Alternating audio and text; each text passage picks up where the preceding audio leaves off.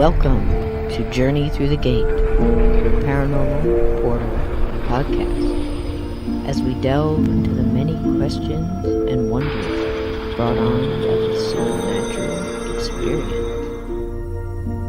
What's on the other side of the gate? Let's find out together.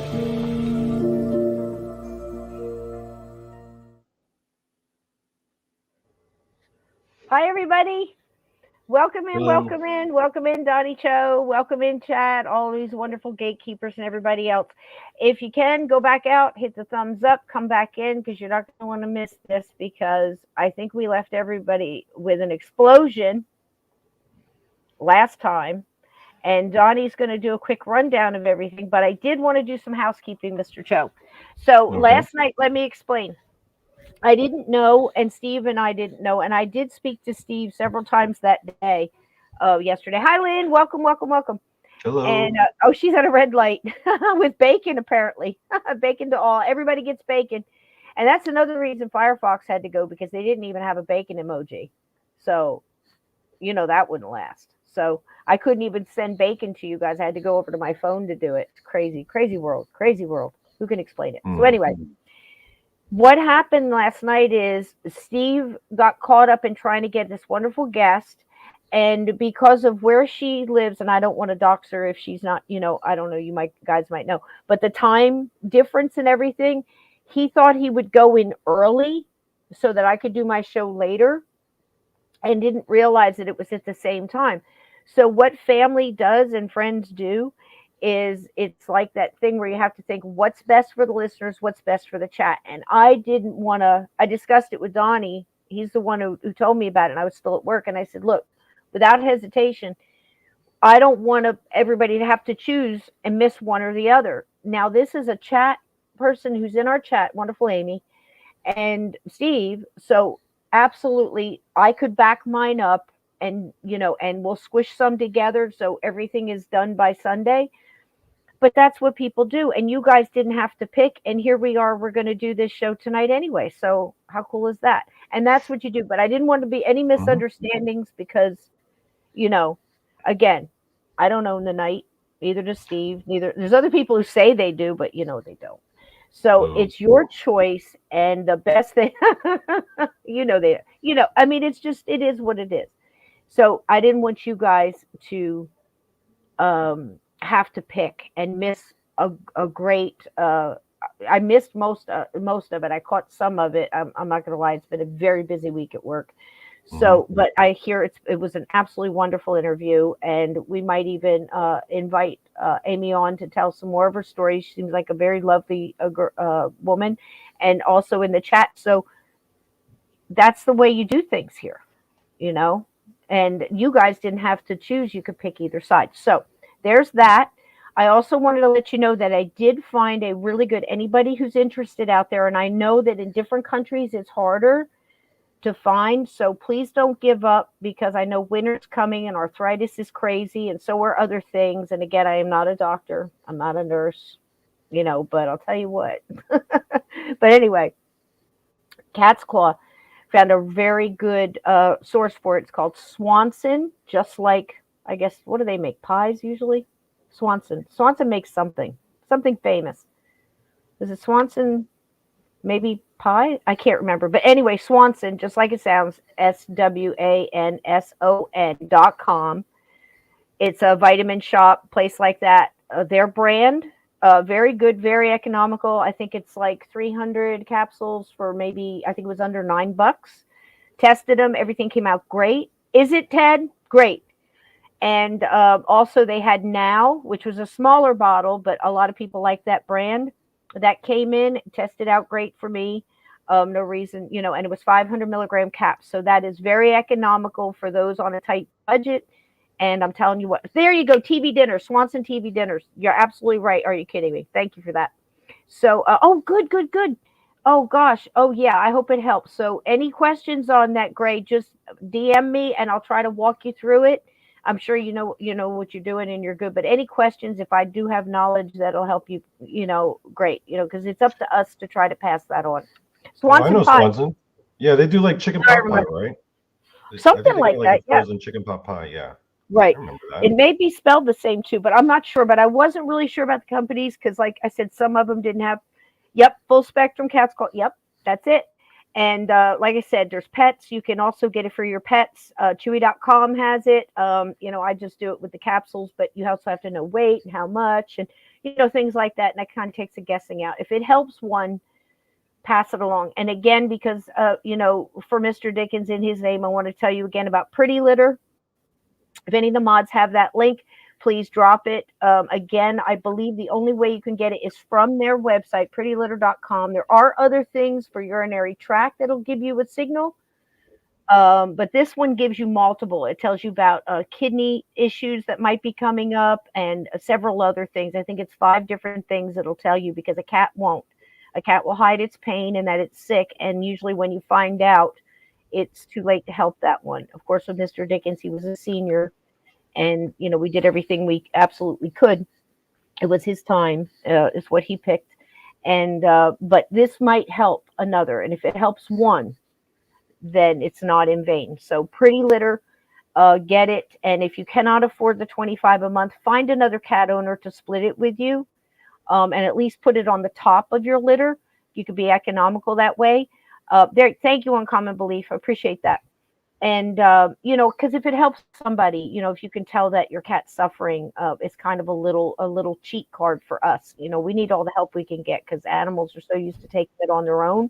So there you go. Anything else, Donnie, that we needed to throw out there? We know what we're doing this week. I just suddenly realized that Pretty Litter rhymes with kitty litter, and then that just dawned on me, and I was like, "What?" Oh, brilliant. hello, old religion dystopia. Hey, old religion, welcome in, welcome in. That guy's cool. I like him. Yeah, welcome in, welcome in. We are doing part 4, The Reckoning, tonight, and this is quite a jam-packed little chapter here. Coming up, you are going to meet some new characters coming along. Where did we last leave our characters, Donnie? Do you remember? Well, there wasn't a big explosion, and that's going to be the major turning point of the story. It's like a major, and then we also have Jones' because the explosion was what? The Still Blue. Yeah. And we don't know the fate of Skeet yet. We also met Ezra Perkins, his ghost. Jeb's father. Jeb's father, who was such an overbearing, abusive, violent, kind of speaking person, in control, the big guy, to the point where people are still afraid of him after he was dead. When they thought about him, they were just shook all over. They were just glad he was gone. But poor Skeet saw his ghost right before whatever happened in that cave happened to the Still. We don't know for sure. We've got Jeb, who woke up with a really bad hangover and was hoping that he didn't really see what he saw when he took a leak in the bushes there. But he saw his truck. And, there was a telltale sign of that claw mark from something very large. We're not sure what it is yet. Very large claw that went all the way down that, that pretty old truck. And I think he keeled over and puked, so that's where he is. George was headed down the mountain. Good old George was taking pictures of the Swanson's thrush and saw a little boy disappear behind the kudzu and thought maybe he went into a cave or an opening or something, and was running down the mountain to tell the mom, Joan, and her son that he had seen this.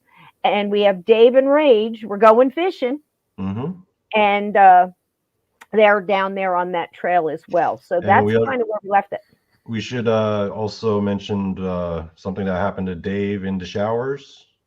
Oh, yeah, please do. In the beginning of the chapter, he had some mysterious goings on. He had something grab his, I believe it was his ankle, right? Yeah. Yes. Good point. Good point that you bring that up. About that either. Yeah, that's where he met George, who was singing in the showers, and it was very early in the morning, like 4 a.m. or something. And that all he saw was a black hand, and Rage saw it too, come and grab his ankle. And when it pulled away, there was a substance on his ankle, and he's looking at another black substance because remember, there was "Help Me" written on the mirror in cabin 22 with a black substance that was very sticky and it smelled bad. And he kept a little bit of it in a cardboard off the tissue box and has it in his pocket. And he's looking at it and he's trying to put it together. And he's like, it's not, looks similar, but it's not the same. The one on his ankle smelled like motor oil or grease. And the other things was like completely different. But so we heard about that, and he went and got his worms out of the worm machine and went fishing that morning. So we got to use the vending machine, which do exist, by the way, all through the South. And if you ever gone on a dock out there in, you know, Alabama or Georgia or wherever, you know, bait machines are there. So it was kind of bringing in all these little tastes of the South and stuff. And it's really interesting. So you're going to meet some good characters tonight. And these two characters here, what we're going to do, if it's okay with you, is we're going to stay live in the chat. I have to get up very early in the morning, and I didn't want to do too much. Worm machine. Yep, that's right, Ted. So we're going to be active in the chat talking with you guys, and I'm going to shut the cameras down, and so my family can go on and do what they need to do tonight as well. I have to get up really early tomorrow morning. Unfortunately, we have a lot of funerals in the morning, and I have to be there with bright-eyed and bushy-tailed, and but we're going to keep this going for you guys. I've also been dropping some of the videos that I did for Chicago in like instant premieres in the morning. And the reason I'm doing that is because some people only like a little 10-minute chunk and they don't want to stay for a whole show. And I thought that they were good enough to stand on their own with the information. It might help, you know, somebody who's interested in researching some of that, or some of the organized crime, or some of the haunted ghosts in Chicago.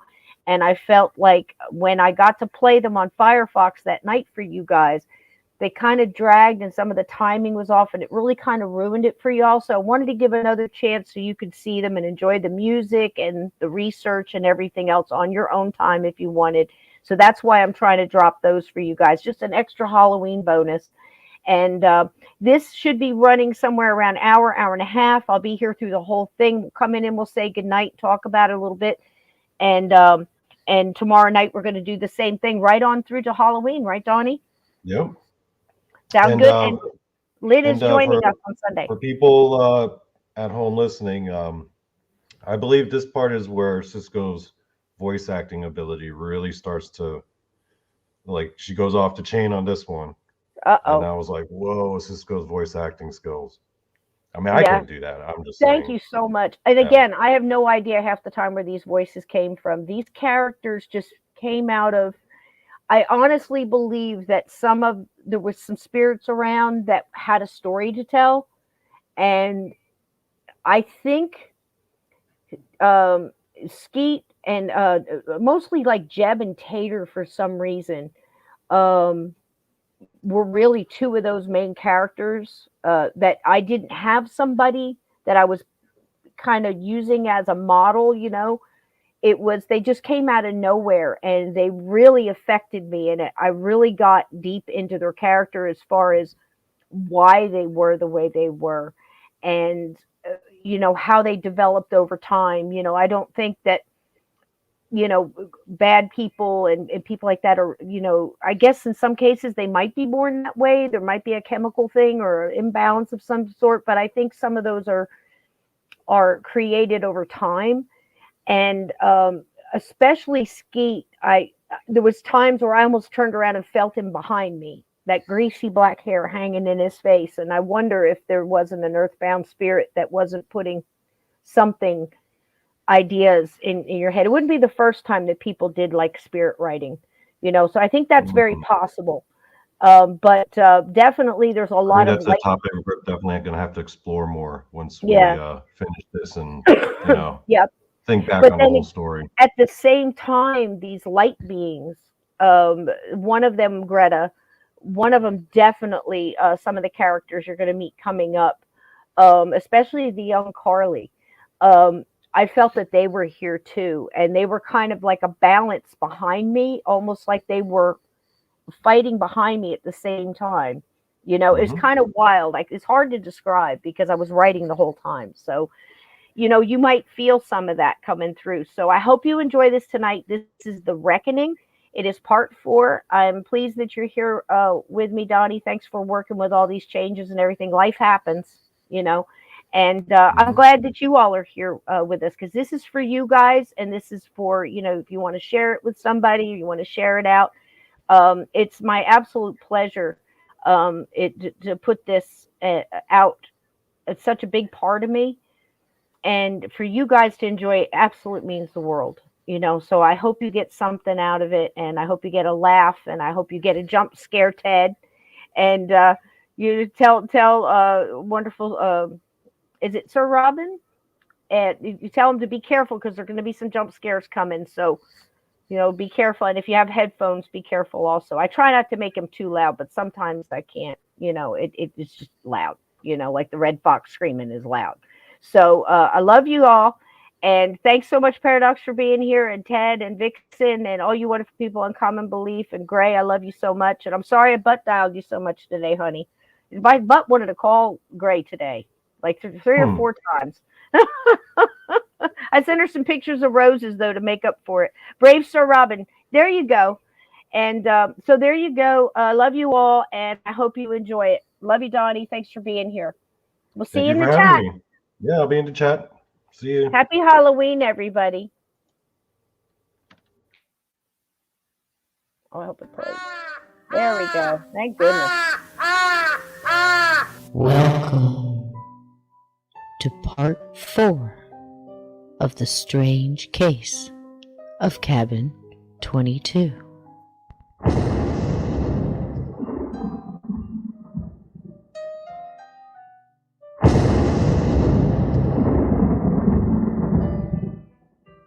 The Reckoning.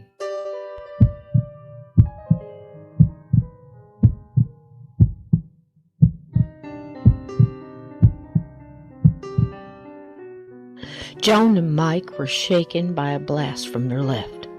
The ground seemed to move a bit under their feet. A hot blast of air flew right in front of her and carried bits of rock and black smoke. She fell to her knees, grabbed Mike, and held on tight, covering him. "What in the hell was that?" she whispered to herself. She heard rock falling and looked up to be sure they were not under some kind of rock slide. The sound was coming from her right and to her front, up the trail a bit. She held on to Mike and started yelling again. "Jacob! Where are you?" And honestly, she was afraid to move. Dave and Rage heard a blast coming from ahead. A good bang and a slow rumble. Odd, he thought. There wouldn't be blasting here, would there? Rage barked in the direction, and Dave matter-of-factly said, I don't know, boy." Dave looked up to the mountainside above them, remembering the falling rock sign on his drive up, and instinctively moved to the other side of the trail. "Let's go see, boy, but stay close." Rage did, and he himself felt the urgency rise inside him. As all the animals, he had an extrasensory field in his bones. Lucky Dave was in the group of humans who pays attention to such things. They walked together around the turns of the path toward the direction of the loud boom they had heard.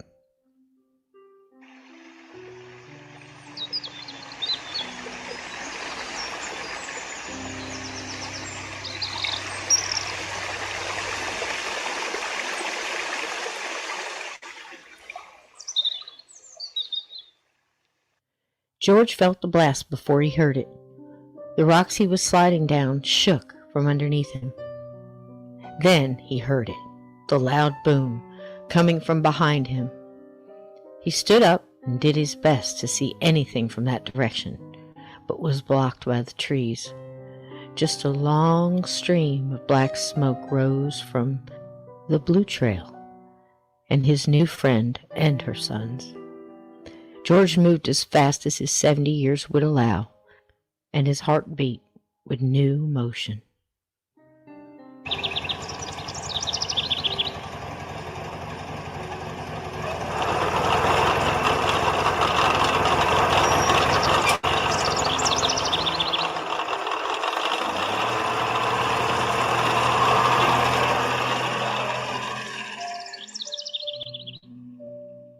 Tater rounded the corner of the old Perkins garage, where the dirt road turned to a gravel parking lot. It was filled with skeletons of old dark cars and a few older tractors. Farm equipment, pieces separated the pickups from the cars. An old tiller he used himself with his dad down on the farm in Harvest echoed memories of the life he loved as a boy. His family, all gone now, working at this old garage and his caretaker job at the cabin, is what he had left. He was an average mechanic, not as good as Jeb or old Bob used to be, but he was all right. He liked to work on the older cars, not those new things with all the gadgets and those sensor things. Damn machines were robots, really. Not a meat and potatoes vehicle like a 65 Mustang or like that 1970 Challenger he got to help Jeb with last month. It was canary yellow, one with the black racing stripe. Pretty old girl she was, he said out loud to himself. He circled around the side that blocked his view of that old playground off the RV park. That place gave him the willies, and he avoided it like the plague. His little revved-up golf cart crackled its wheels on the gravel as he rounded the building, and there was Jeb sitting in the same gravel, his head down in his hands and looking rougher than a raccoon gone 3 rounds with a mountain cat. Jeb jumped up when he heard the cart entering the lot and looked up at Tater, his hat in his hand and shielding his eyes from the sun. "Jeb, you okay?" Tater shouted. "What you doing in the ground? Did you fall or something?" Jeb rolled on his knees to begin the long climb to standing upright. Tater jumped out of the golf cart, barely coming to a stop, and he helped his friend up, brushing him off as he did, his 6+ frame blocking the sun on Jeb's skinny, almost stick-figure stature. Tater fawned over him like a mother hen and machine-gunned questions to him all at once. "What you doing on the ground, Jeb? What happened to you? You look just awful. Are you hurt?" Jeb couldn't answer. He still swayed with the weakness of his hangover and his overwhelming fear. I'm okay, Tate. I just gotta get her inside. Gotta clean up. I gotta get inside." Tater grabbed Jeb up under one arm and bent down to grab the hat Jeb dropped while he was getting brushed off. Tater saw the puke, and then he saw the side of Jeb's green Chevy. His eyes widened, and he let out a scared, "Oh! Jeb, what happened? Oh, no! What's wrong with your truck, Jeb?" Jeb stiffened a bit and added, Ain't nothing, Tate. Got too close to an old tree is all. Get me inside, will you?" Tater walked his little buddy along toward the garage. Sure. We gotta get you cleaned up, Jeb. You smell like piss. Are you sure you're okay?" Boom! A loud explosion from off the mountain came loud and echoed a rumbling that sounded like that time that old factory blew up back in the 90s when he was a kid and all those people had died. Jeb stiffened up under Tater's arm, and he looked in the direction of the blast. They both saw black smoke start to billow over the trees. Jeb's heart fell. Jeb knew the direction well, and he felt what was left of his strength leave his body. He bent over Tater's arm and threw up again.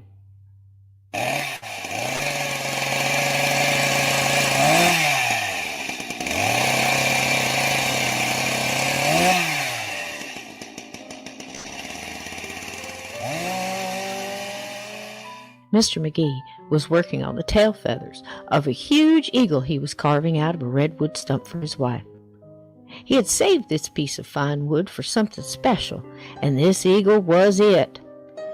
The chainsaw his wife called a noisemaker covered the sound of the blast, and the rumble under his feet was lost to his concentration.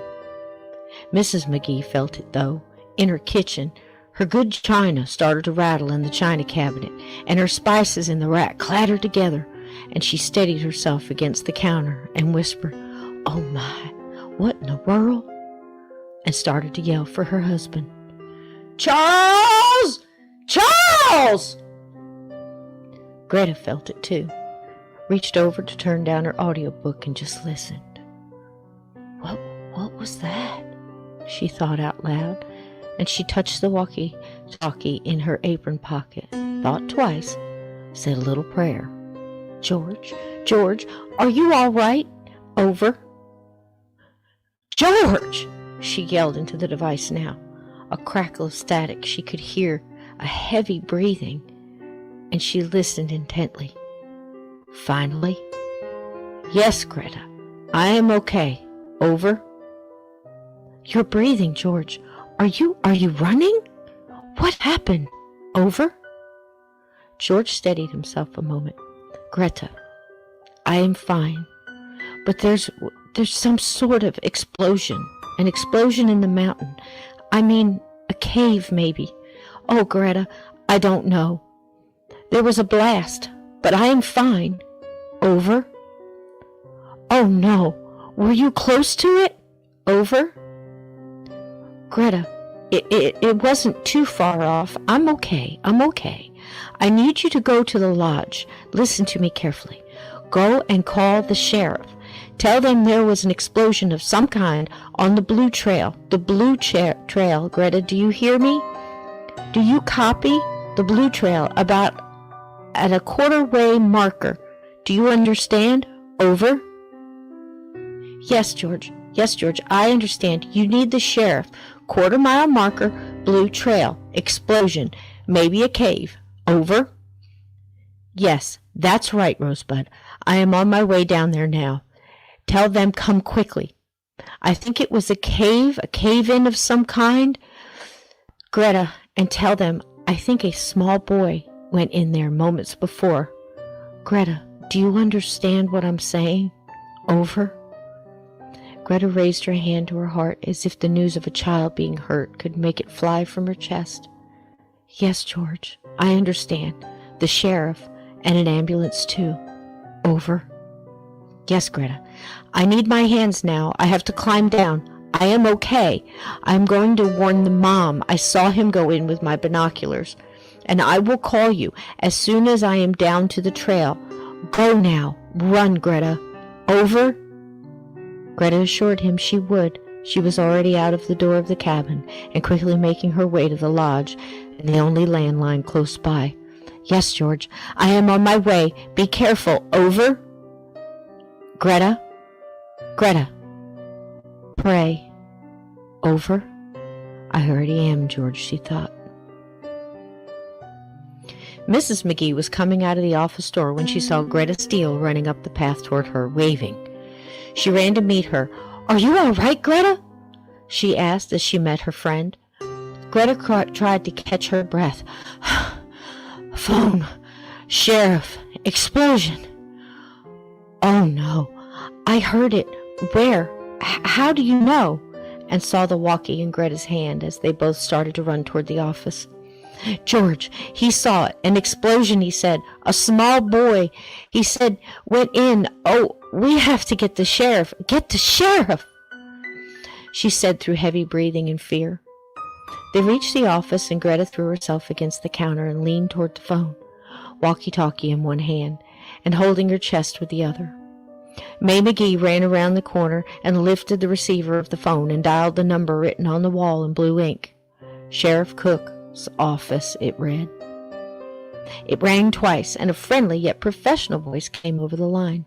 "Madison County Sheriff Department, Officer Nan Burnett speaking." Nan, it's May McGee, up at the cabins?" "Oh, hi, Mrs. McGee. What's the trouble? Those kids again?" No, Nan." Mrs. McGee cut her off.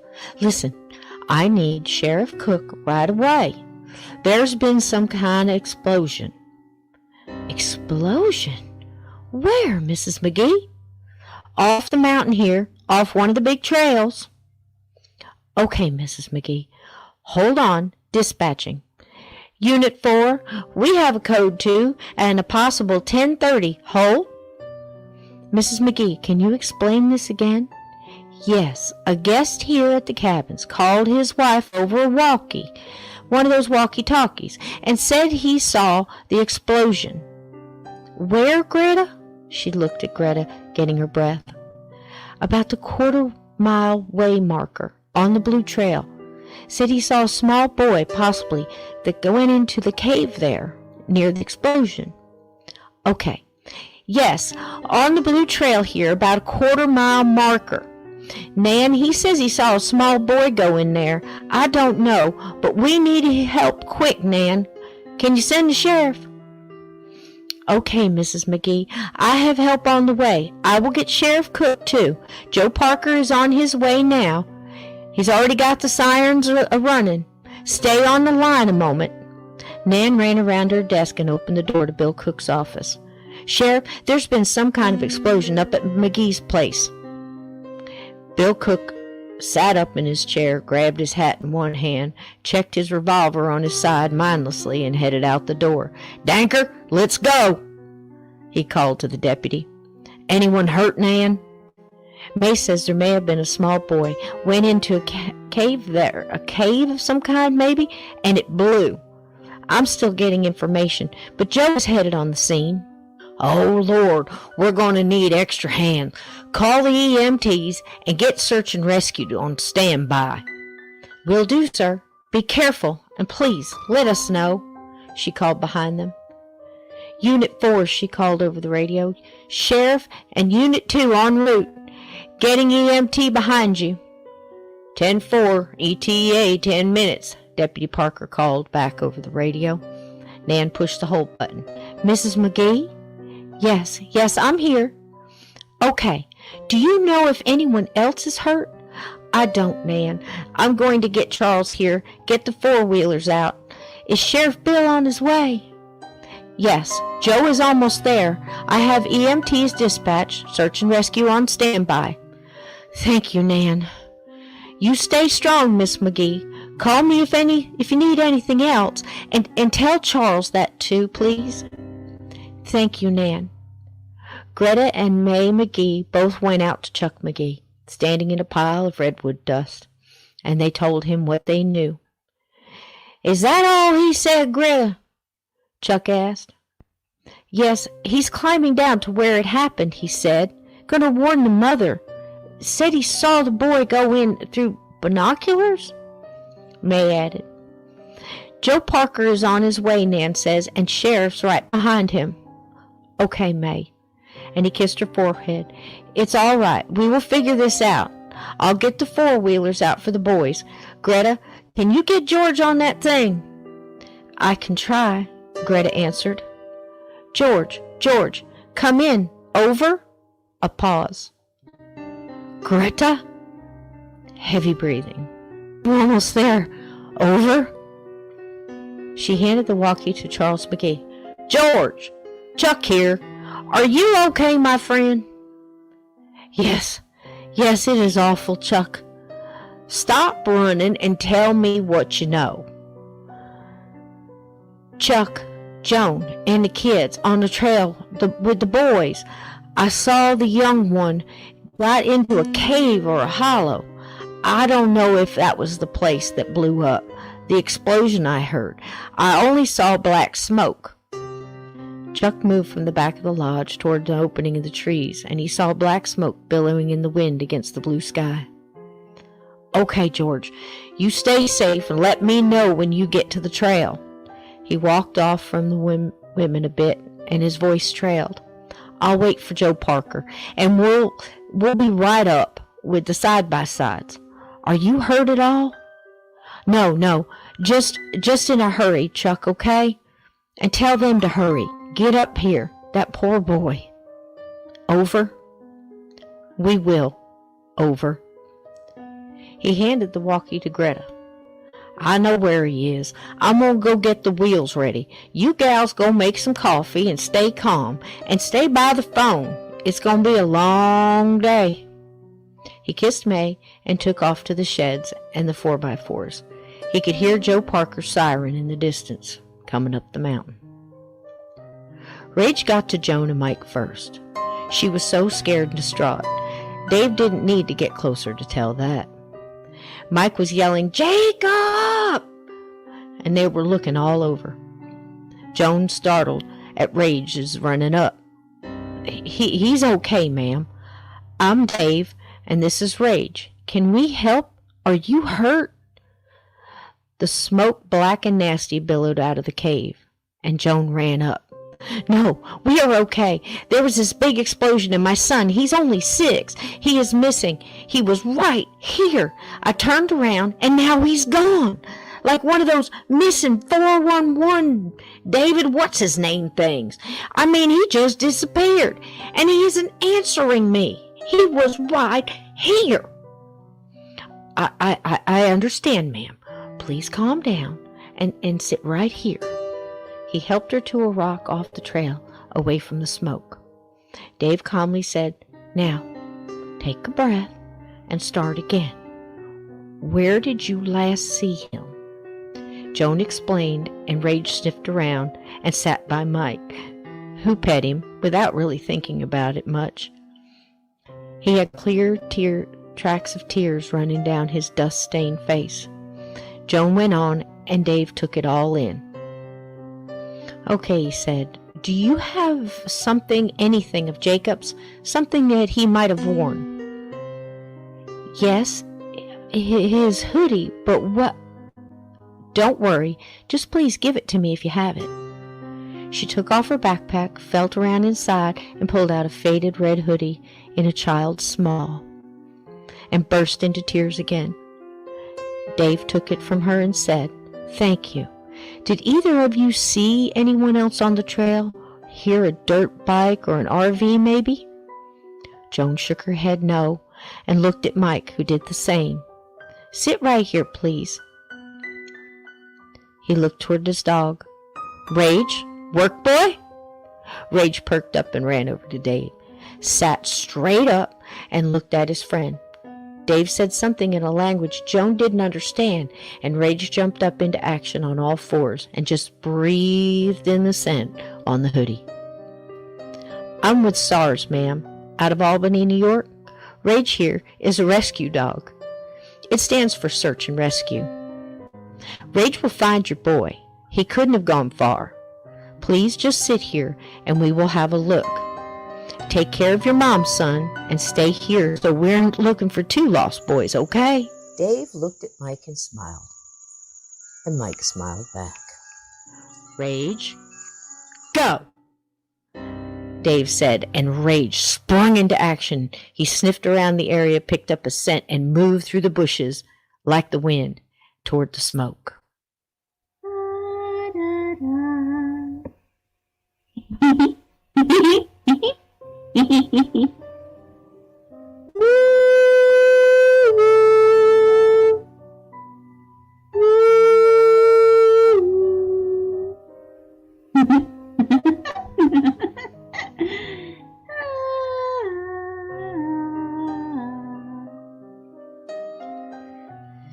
Jacob crawled into a wonder of a secret, his eyes open wide with glee. A huge room yawned out of the opening of the tunnel. He could hear water dripping, and it echoed in front of him.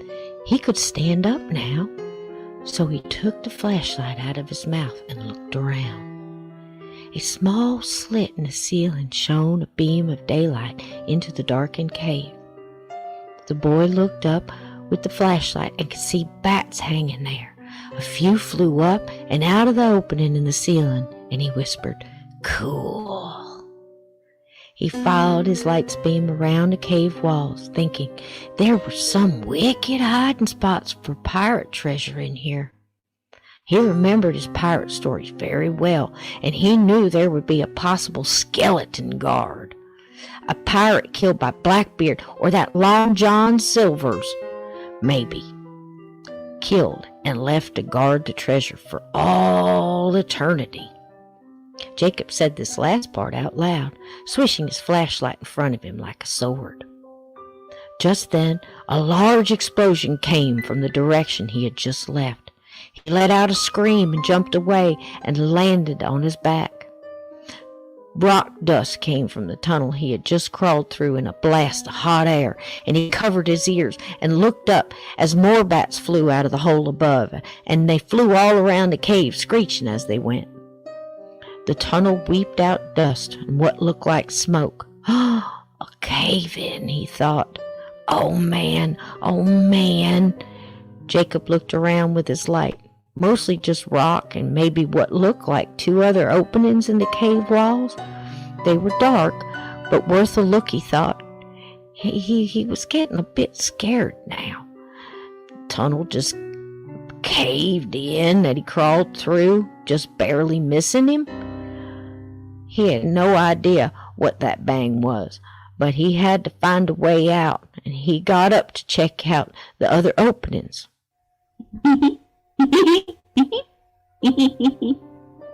From the other side of the cave, he heard what he thought was laughter. Don't be a silly baby. You have to be brave and find a way out of here, he said to himself.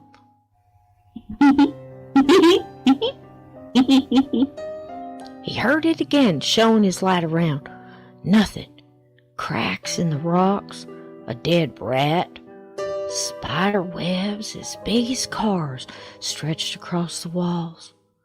He bent down to try and see down the tunnel he had just crawled through, and it felt like heat and dust and smoke was still coming through it. He knew he had to get out of there. Ma will be so mad, he frowned. He stood up and brushed off his knees and looked again. There was a huge puddle, a lake really. He thought the water was dark and smelled bad too. Another laugh came. From where though? And Jacob asked himself. All right, I hear you. You come out, he warned. Who's in here? The light's beam showed on rock walls. An old dead thing, just bones really. A squirrel maybe? He wondered. It hung off the edge of a rock, and its bone tail dipped into the murky water. A few bats still hanging upside down from the ceiling, some flitting their wings. This all started to creep Jacob out, like when Mike used to scare him jumping out from behind something in the basement laundry room, or telling spook stories in the dark till he wanted to cry. But he didn't. Mike would never let up if he did. He started toward what looked like his way out, making his way along the wall, away from the smelly water. I see you. And then that laughter. Jacob almost dropped his light, but steadied himself and showed it in the direction of the voice. A small girl in a white and blue dress was standing on the other side of the water in the back part of the cave. I see you, she said again. Jacob just froze and stammered out a few words. Who are you? You scared me. I am Coralie. Do you want to play with me? Jacob shocked. Not now. I'm looking for treasure and another way out of here. Jacob said, puffing out his chest a bit, and remembered. I followed that rabbit in here. He showed the light around with no sign of the rabbit, and she laughed again. I don't see any rabbit, silly baby. The boy thought for a moment. Had I said that out loud? Shaking it off quick, he thought, do you know if there's pirate treasure here?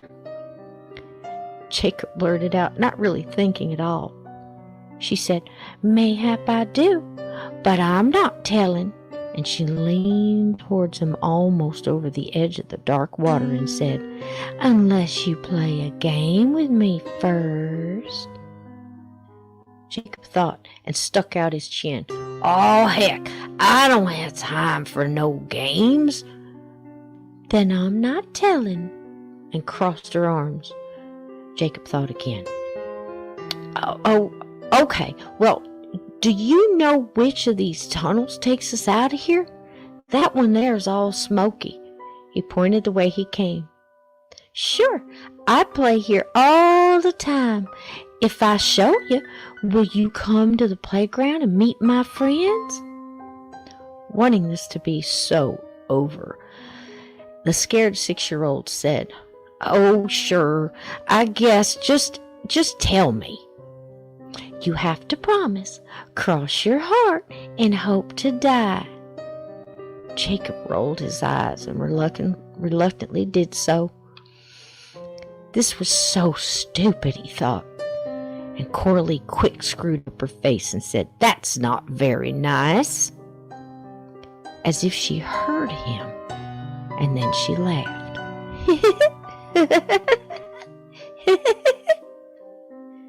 This scared Jacob even more, and he was officially no longer having fun. Coralie made her way around the cave's pool and sang as she did.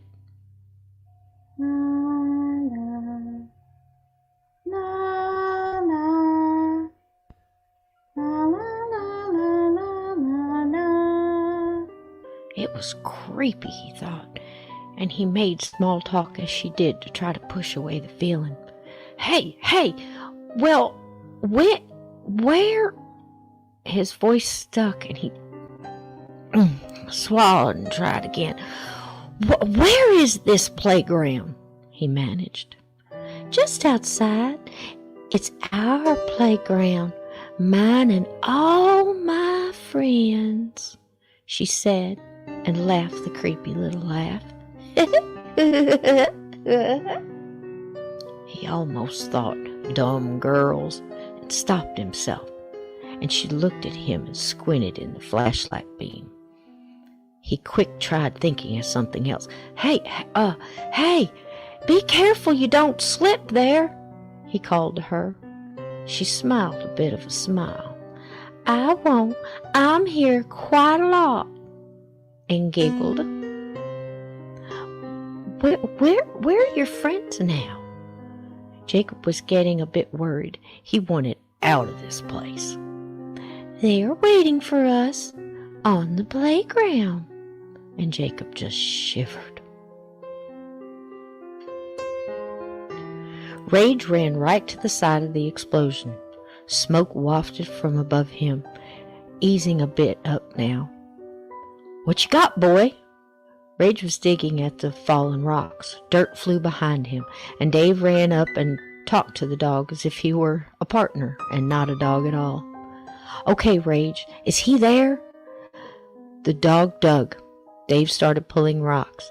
He noticed there was a plywood door covered in vines, burnt and hanging, and this seemed odd to him. He didn't know what it meant, but he didn't like it. He heard a yell. "Joan!"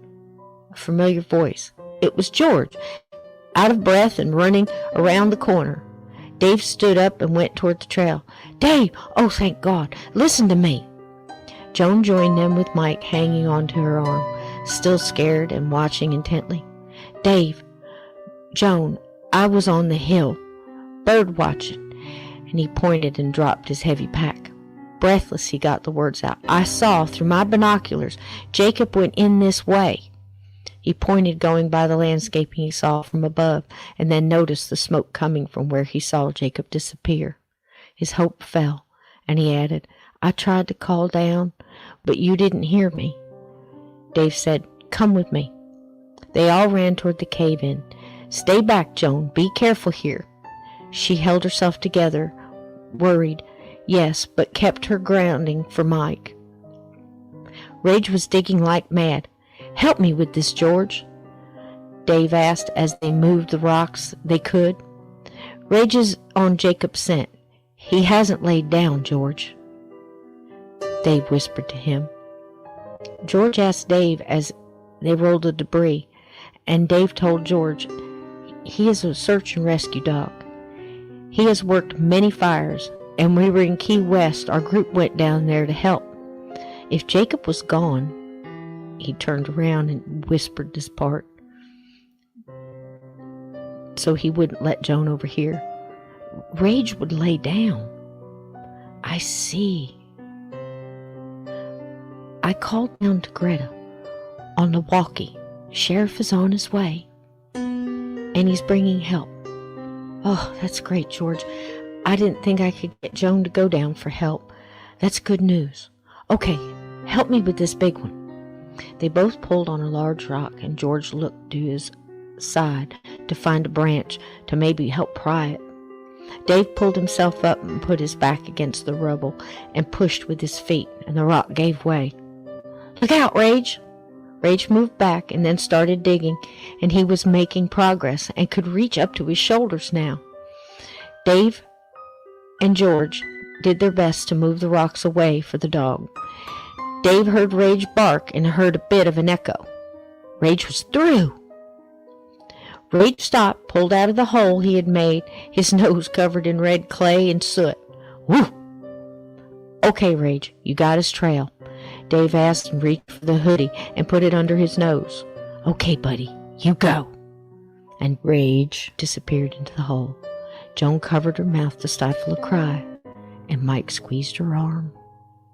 I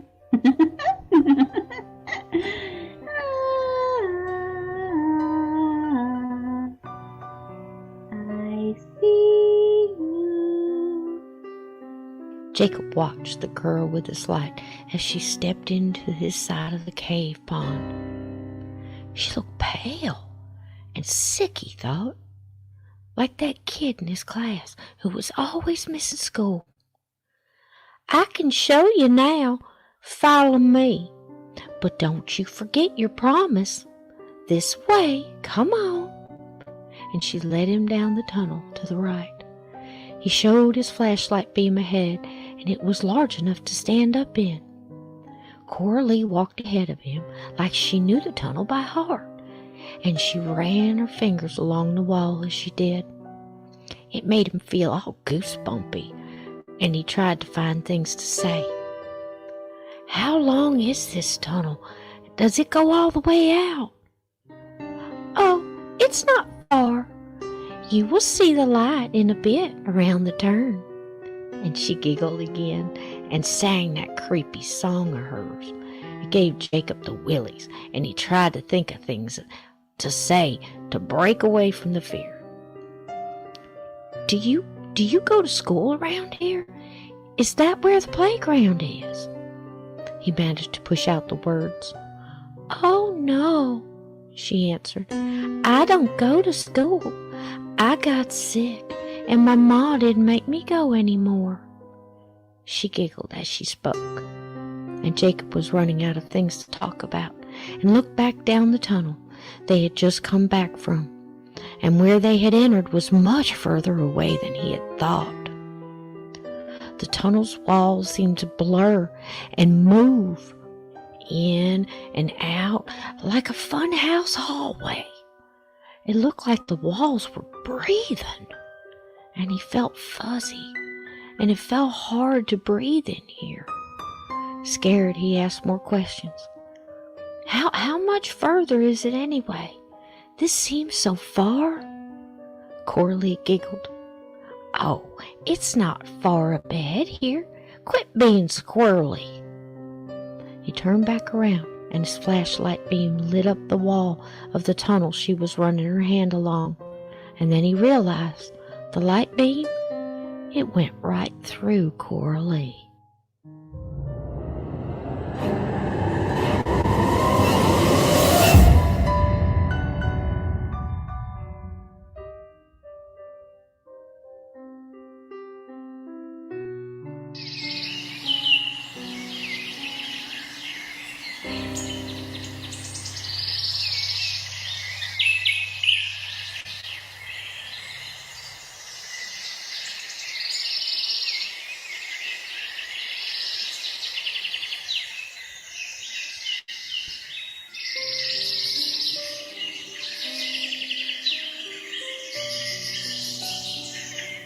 Dave heard Rage bark once and felt like he was more to the right of the cave's entrance than further back.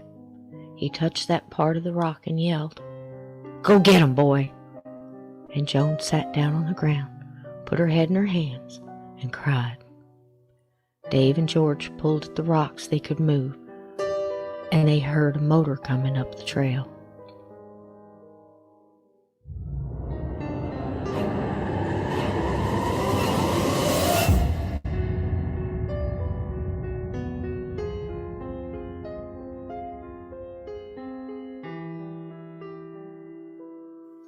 Jeb ran into the garage, into the room his cot was in, grabbed at some jeans on a chair and picked up a t-shirt. Tater was asking him what he thought that explosion was, and Jeb was in no mood to answer questions. He quickly changed his shirt and wriggled into his jeans. Tater was what they called slow, and he usually had patience with him. He loved the old cars and worked hard, but there was no way he could bring him in on the secret of his daddy's deal. "We are just going to go have a look-see. Is there gas in that go-kart of yours?" "Sure is. Filled it up this morning." "Okay, you're going to drive me somewhere, and you ain't going to ask me no more questions right now, okay? My truck won't get far into those trails." "Well, okay, Jeb," Tater answered and watched Jeb grab a set of keys off the board, and he followed him out to the golf cart. Jeb saw some black rags hanging out of the little cart storage trunk and yelled at Tater, "I told you, don't have them greasy rags laying around, Tate. They can cause a fire quick. Daddy never liked them laying around." Tater quick lifted the trunk, a scared look on his face. He hated when Jeb yelled. "Okay, I'll take care of them, Jeb. I promise, Jeb." He jumped in the old golf cart. "Now let's go fast, Tate. Step on it." "Where we a-going again, Jeb?" Tater asked as he turned the key. "Get me to the blue trail, Tate, and hurry."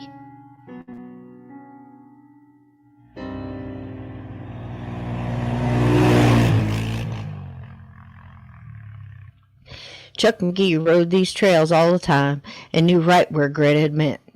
Deputy Joe Parker hung on the bar on the side-by-side four-wheeler like his life depended on it. Chuck bounced and laughed a bit, and Joe grabbed his hat and the shovels and picks in the back rattle. There were two more of these little scooters, Chuck called them, back with May and Greta, all gassed up and waiting on the sheriff. Dave did his best to fit in the hole Rage dug, and he had pulled a few more rock from the opening, but couldn't fit all the way in. Chuck McGee pulled up the trail and jumped out with the deputy. George stood up and filled them in, and Deputy Parker would take down all the statements officially later. There was a kid possibly hurt here, and that took precedence. The deputy called into Sheriff Cook. "It looks bad, Sheriff. Something blew up in here for sure. An old cave looks like. All, well, caved in. A child, age 6, seen by a witness to possibly be in there. Right before the blast. Oh, no further word. Oh, Lord," is all Deputy Joe could make out coming back over the walkie. Chuck got 2 picks and shovels out of the little 4x4, and they all started working on the rocks. Dave told Chuck and Joe about Rage, and they were all grateful they had a trained search dog on duty already. Dave worried for his friend, but knew if he had a scent, Rage wouldn't stop till he reached his source. It was what he was trained to do, after all. After Irma, when his Albany unit was sent to help in Key West, he lost sight of Rage for half a day in the rubble of a hotel there. When Dave and the rescue volunteers finally broke through the debris, he found Rage laying next to a woman that was pinned by a support wall, and Rage had sat with her for hours, letting out barks to keep those digging on course. 2 more motors were heard speeding up the trail, and the men kept at it, loosening rock and waving smoke away as they broke through. Sheriff Bill Cook got out of the side-by-side and made his way toward the commotion. Joan and George filled him in with add-ons from Deputy Joe. "Brother, Grab a couple of those shovels out in the four-wheeler and let's get this open. Everyone not dig it. Please stay back. Let them work. We don't need anyone else. He stopped and looked at little Mike's tear-stained face and changed his words. Anyone else lost up here? Damn it, McGee. What do you think? Kids pulling something up here in these caves? Has to be something on fire in there. All this black smoke. The smoke was definitely backing down, but still drifting through the rock spaces. I don't know, Bill. Hadn't seen anything up here in a while. Just people fishing and the like. Well, if this boy's in here, we're going to find out. Any chance there's another entrance? Is this one of the caves on your map, Chuck? McGee said, I have never seen this one. And the college and the Nature Society that mapped those out never had this one on the map either. Dave heard a distant bark, meaning Rage was still on the case. Chuck introduced Dave to Bill as the others moved back, but cleared enough space to start to swing a pick and get a better hold of a big rock there. Sheriff reached out his hand to Dave. Good to have you aboard, son. Sorry to meet under these circumstances. Dave shook the big man's hand and said, Same here. Didn't plan on reporting to work this soon, but glad to be of any help I can. Well, we're damn glad to have you. Search and rescue will be coming out of Huntsville. Nan has a bet on them being at least 20 to 30 minutes out still. Good, Chuck said, and added, At this rate, we might just get in there before then.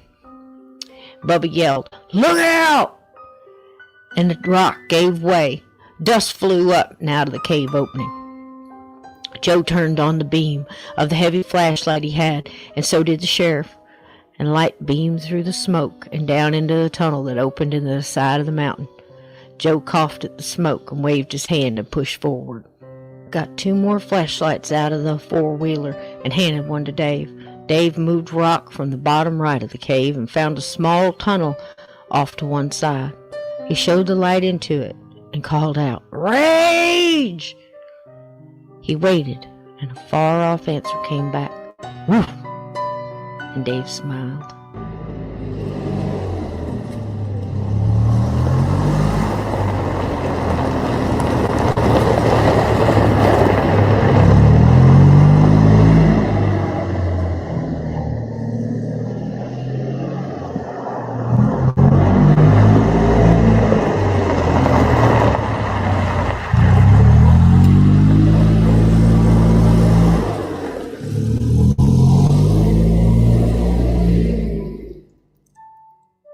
Jeb was wishing he had a faster vehicle and repeatedly told Tater to step on it, will you? But the old golf cart Tater used to putz around the cabin's grounds was doing its very best.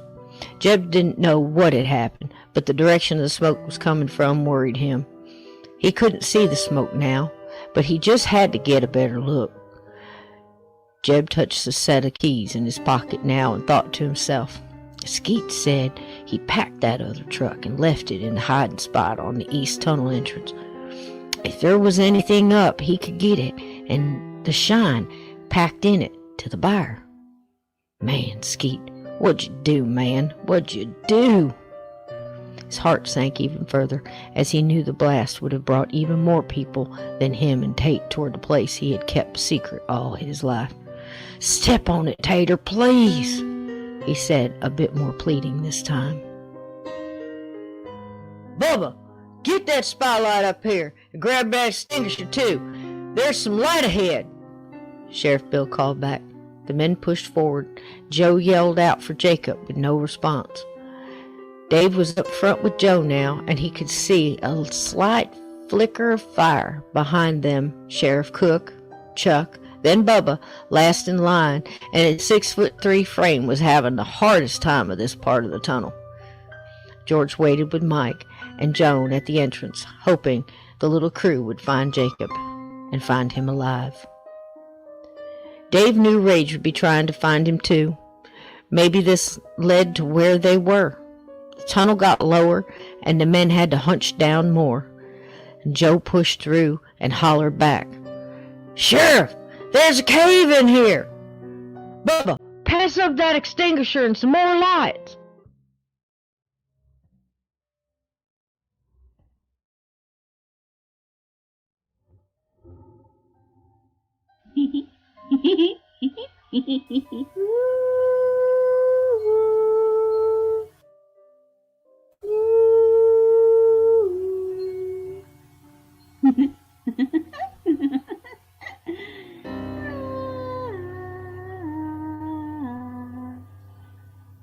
I see you. Jacob swallowed hard. That's not real, he thought. He ran the flashlight beam down to her legs and saw it went right through them. He held on to his fear and thought of the rabbit, just the rabbit, or anything but what he just saw. He was not a silly baby, he thought. He knew she could hear his thinking, and he had been in many a book before. He tried to remember the story, to think of anything but the light that was going through Coralie. How far now, Coralie? She laughed. And he thought of just running back or forward, of any way but staying here. He was scared now, officially scared, and wished he had never seen this old cave. Coralie pointed ahead at a sliver of light that showed ahead. The dust of the cave danced in the beams of light. Jacob's heart lifted a bit. A way out! The whisper excited him, but as light as wind within his own head. He was scared to blurt out words now. He was so close. Follow me. Coralie started to skip now. Come with me, Jacob. Jacob was startled. He had never said his name. Not once has he said his name. He followed as long as he was headed out of this mess. She could call him anything, he thought. The tunnel made a turn, and there was sunlight, beautiful sunlight, emerged in front of him and Coralie. It almost blinded Jacob, and he blinked his eyes. Coralie stopped in front of him and pointed.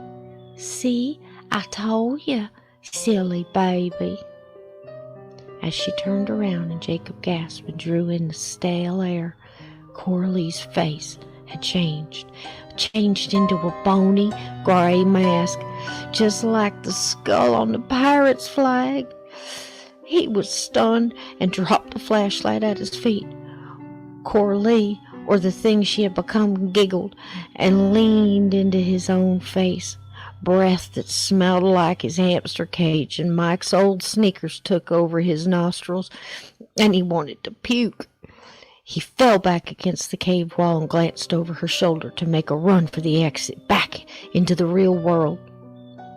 There, standing in the opening of the cave, was 6 or 7 other children.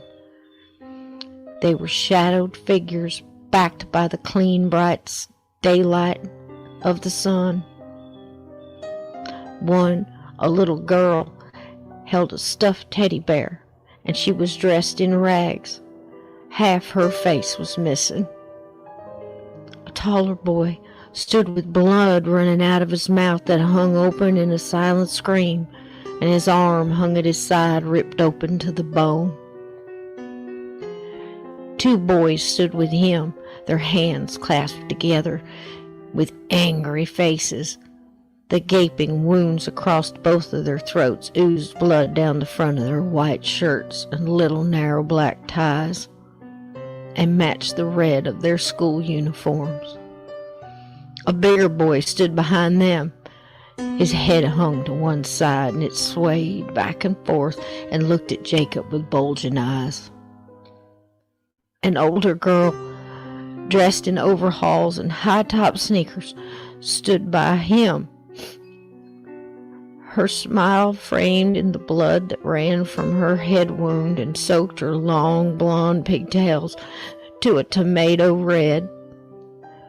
Coralie spoke, and Jacob's eyes focused back on her. Remember your promise, little rabbit. Your promise to stay and to play with us. You crossed your heart and hoped to die.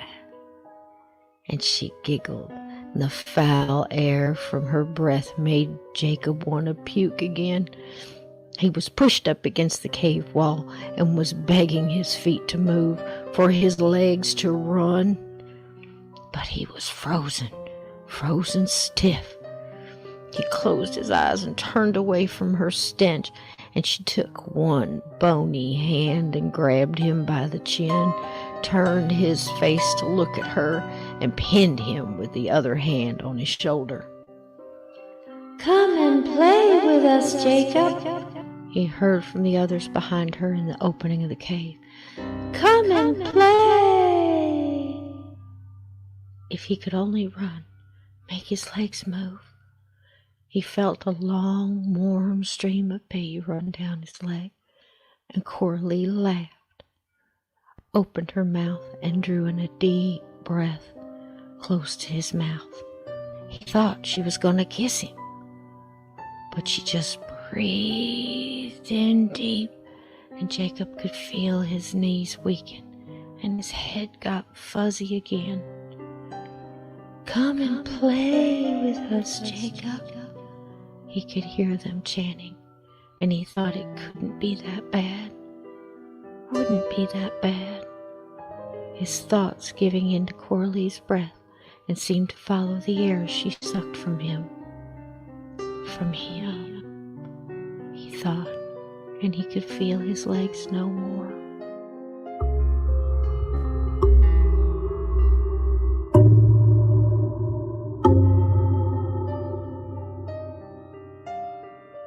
Bubba passed up the extinguisher to Chuck, Chuck to Dave, and Dave to Joe. Joe pulled the pin and aimed the spray forward and walked in as he did, now giving off little bursts of the foam. Dave walked behind him and saw small groups of flames and flickers of the orange light played on the gray walls. They both stopped there. Well, Joe stopped abruptly, and Dave ran into the back of him. Joe held up one hand in a stop motion as if he was the forward observer in the jungles of Vietnam. He stood and looked around a moment and whispered, "Holy fuck." The last of the word lost in the beginning of a whistle, low and solemn.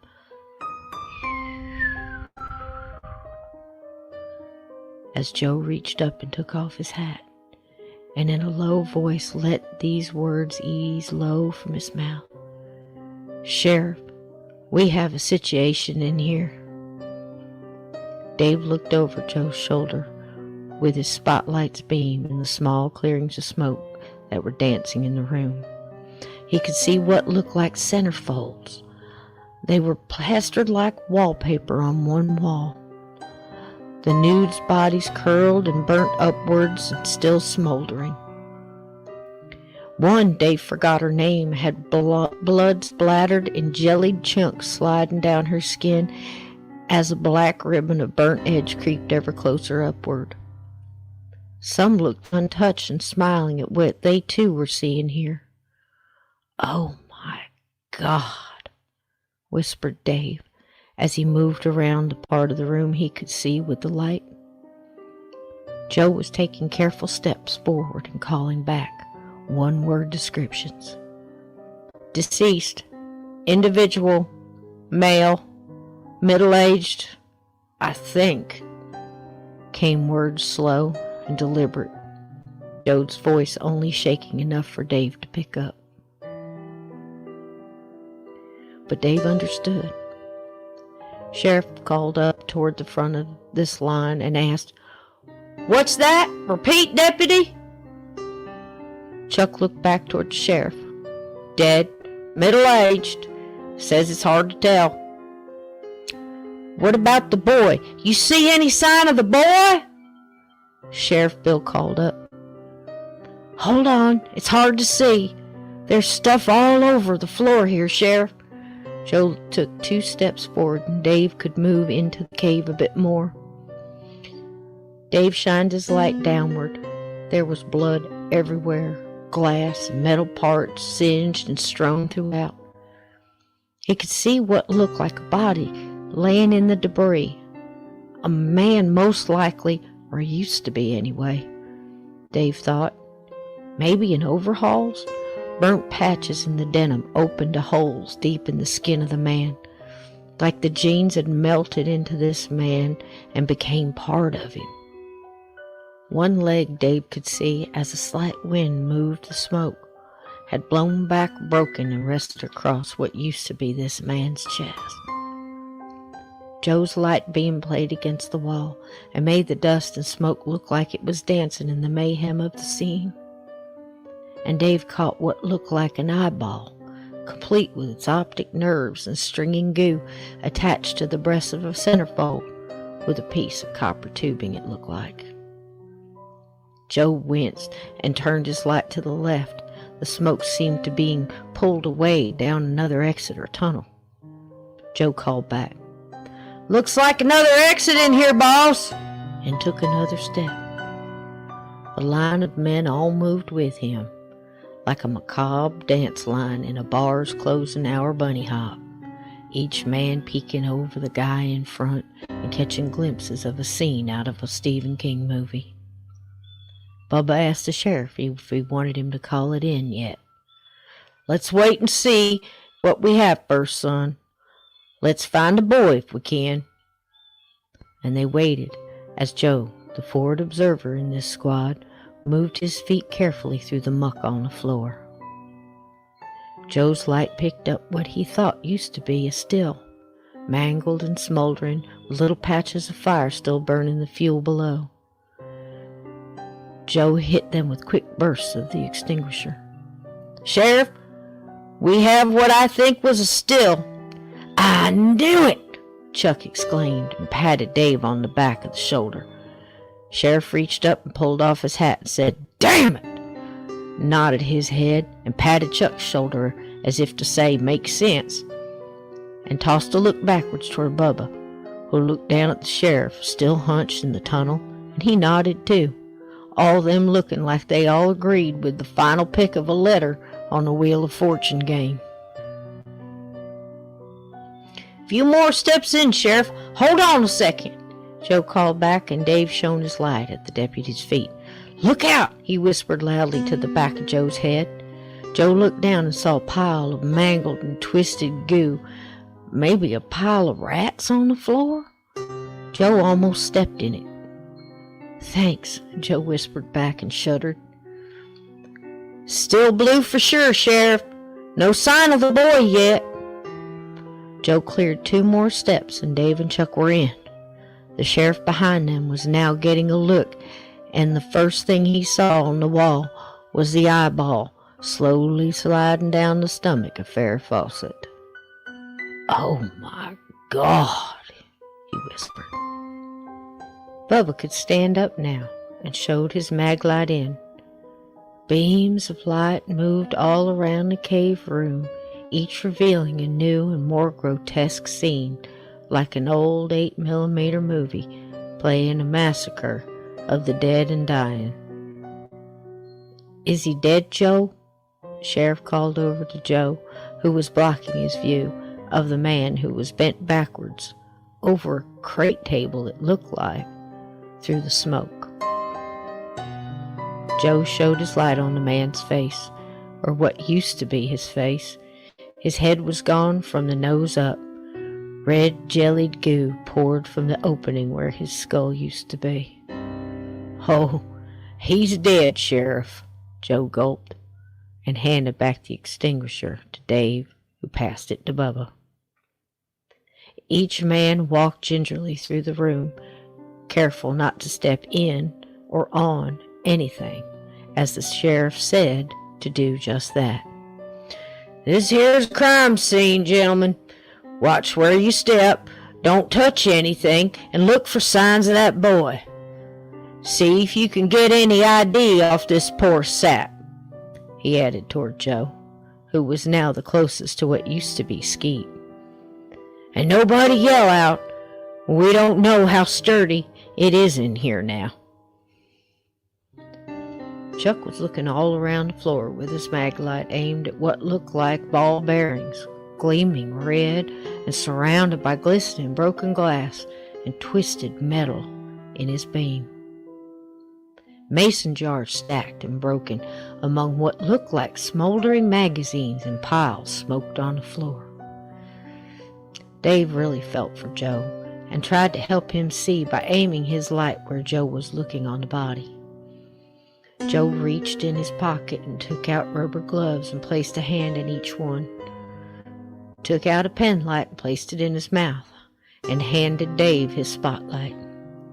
He gripped what he thought were pockets and reached the plastic of the gloves, slipping it into the space soaked with blood.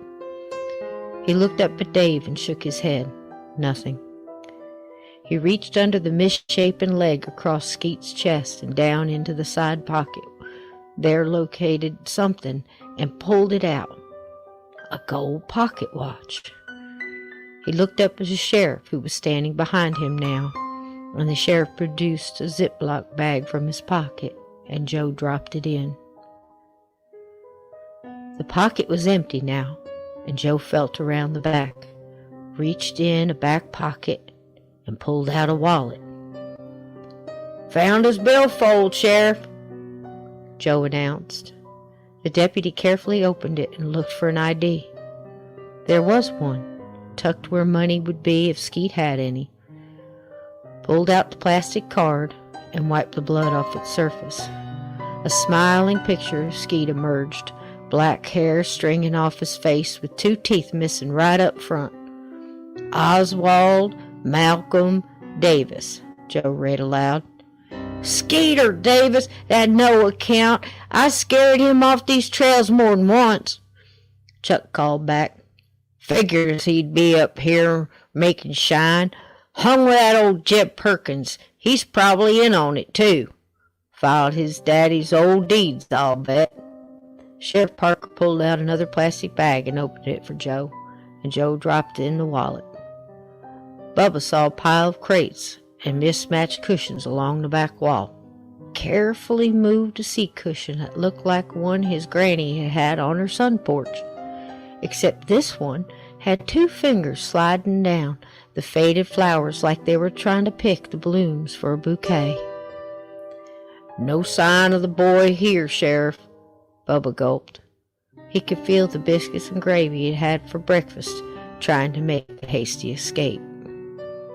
Dave thought out loud, "I wonder where that other tunnel leads to," and shone a light in that direction. Chuck said he didn't know. Curious, he added his light to Dave's, and they both caught a glimpse of another poster of a blonde girl with a bloody ear slowly making its way down her naked thigh, leaving a trail of blood in its wake. The ear let go and plopped onto the floor. Immediately, a huge rat with one ear half missing darted from behind a metal shelving, picked up the ear in his mouth, and ran down the tunnel into the darkness there.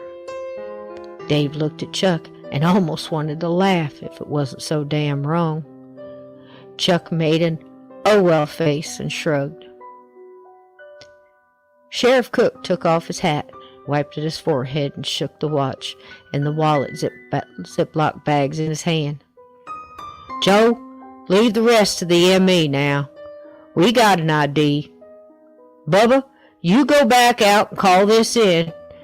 Tell him it was a still explosion. Fire's out. 1 adult male. DOA. Make sure that woman knows there's no sign of the boy in here, and we are going to continue the search in through here. And tell Nan to bring in search and rescue team. Joe, you come with me, and let's see if this tunnel goes anywhere. Bring all the lights, fellas." Bubba was darn glad to leave and made his way back out the tunnel and did as he was instructed. Joan, George, and Mike jumped up as he exited the tunnel, and he filled them in as best he could. The rest of the men left the gruesome scene behind them as they made their way down the dark tunnel out the back of the cave. Dave whispered out, "Jacob? Rage?"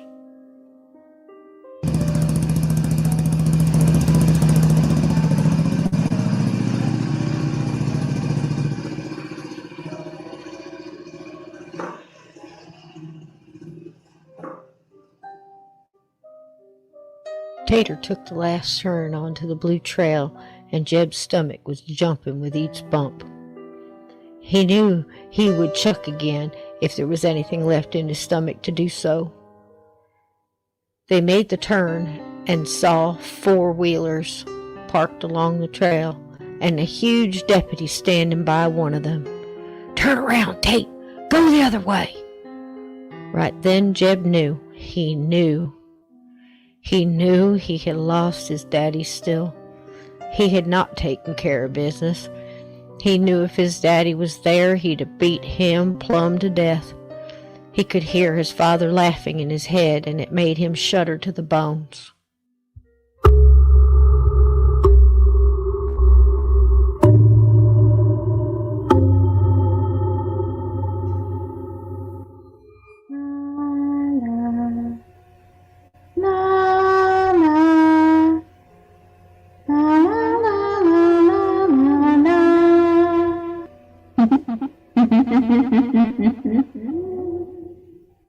Jacob was frozen in the grip of Coralie. He could hear the other children still outside the tunnel chanting, "Come play with us. Come play with us, Jacob. Come play with us." Over and over, like it was a song.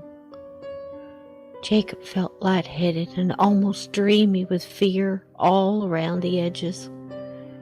And he was doing his own chanting inside his head. "Run, run, run." But his feet would not move. Coralie reached in to take another deep breath, and Jacob tried not to look. He squinted his eyes tight and begged his feet to move. He felt the air almost pull from him, like she was sucking the life right out of his body. Jacob reached down deep in his little mind and drew out a prayer.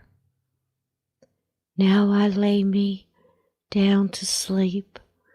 I pray the Lord my soul to keep. If I should die before..."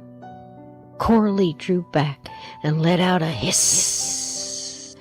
And Jacob's eyes flew open, and he saw her look away from him. She still had him by one shoulder, but he could feel the ground beneath his feet again. Coralie was looking down the tunnel, and Jacob heard a blood-curdling growl.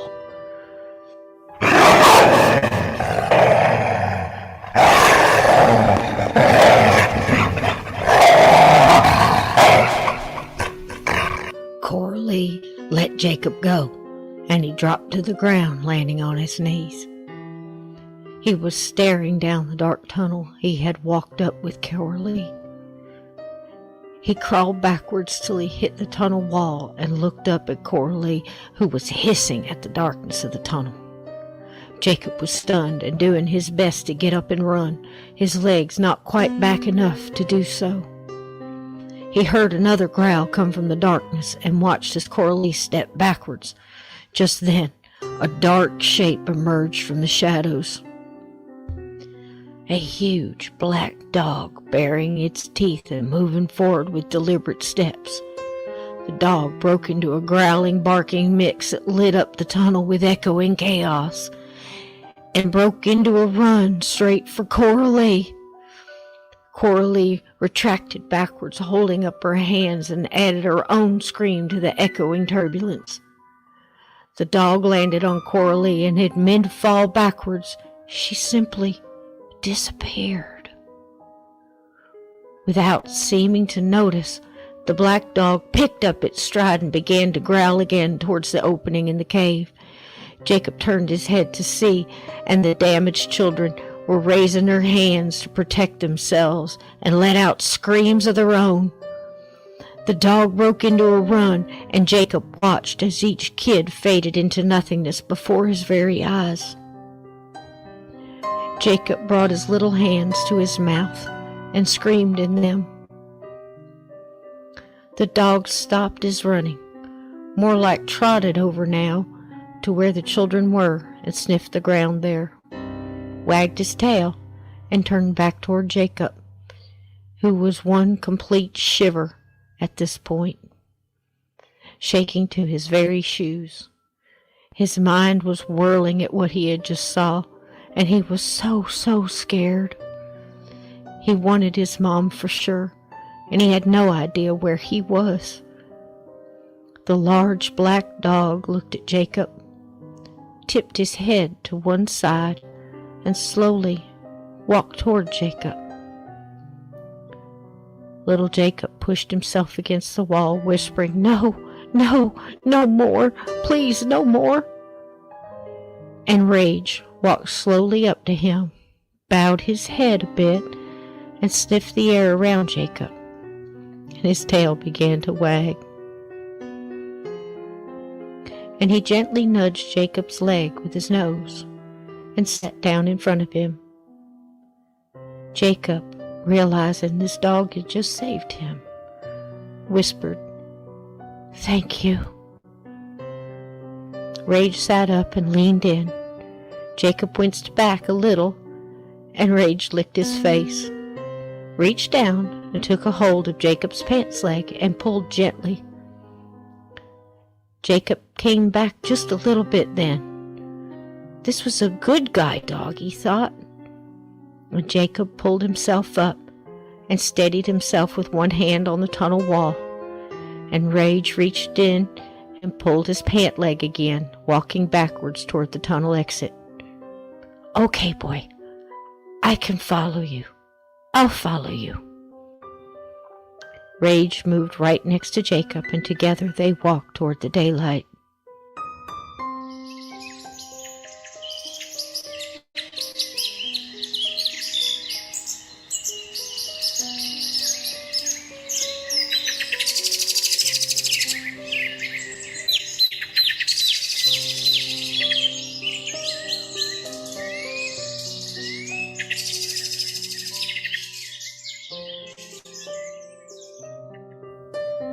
Dave walked with Joe, Chuck, and Sheriff Cook down the dark tunnel, and they came across large box fans hooked up to car batteries along the way.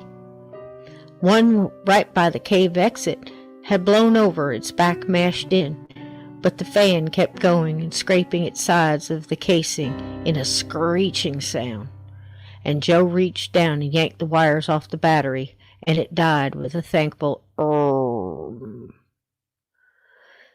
"They had quite the setup, didn't they?" Sheriff Cook said.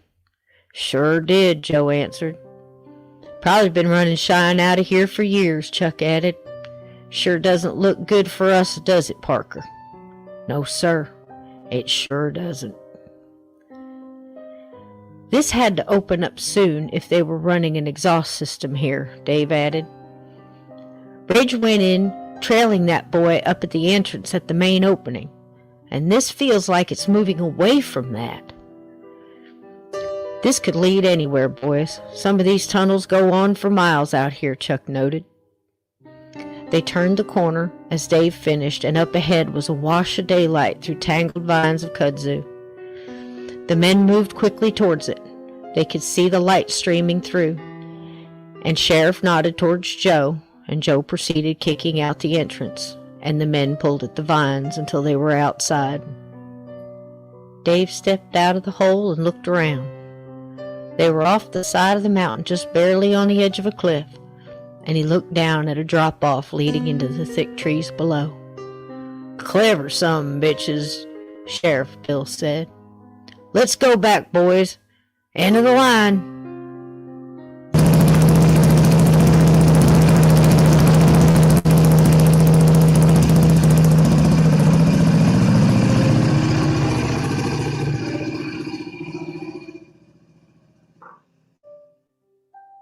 Jeb told Tater to take him around the other side of the trails toward the thick woods, and Tate knew. He'd get that truck and sneak out at dark and never come back here. He knew that old sheriff would get him this time.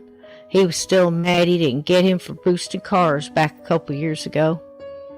Caused me all kinds of worry, he said out loud. What, Jeb? You okay? Tate asked. Just drive, Tate.